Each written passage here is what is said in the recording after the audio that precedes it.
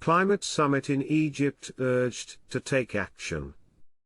The Climate Change Summit taking place in the Egyptian tourist city of Sharm el-Sheikh is strongly urged to implement programs agreed at previous meetings, such as reduce emissions and finance projects to help countries adapt to climate consequences.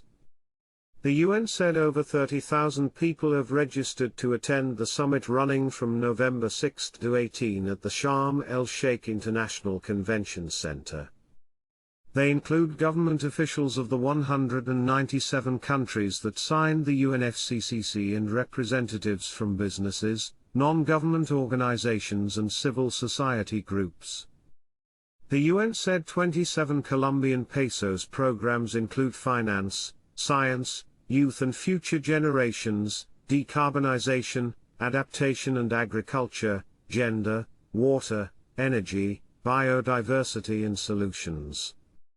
The World Health Organization said health must be front and center of 27 Colombian pesos because the climate crisis continues to cause sickness and jeopardize lives, and that health must be at the core of critical climate negotiations.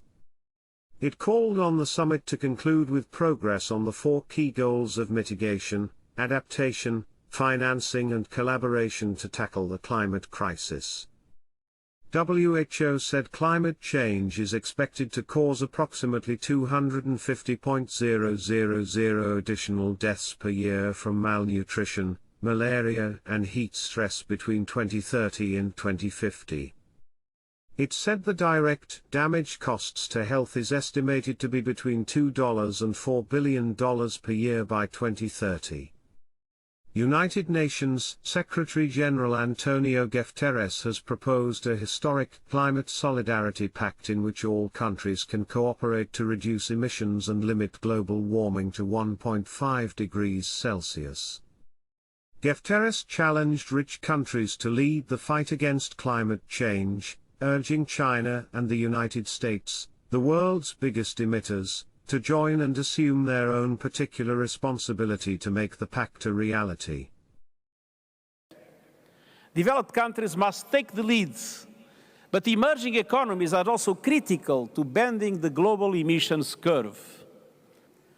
And that is why at the beginning of COP27, I'm calling for a historic pact between developed and developing economies, and especially developed and emerging economies. A climate solidarity pact.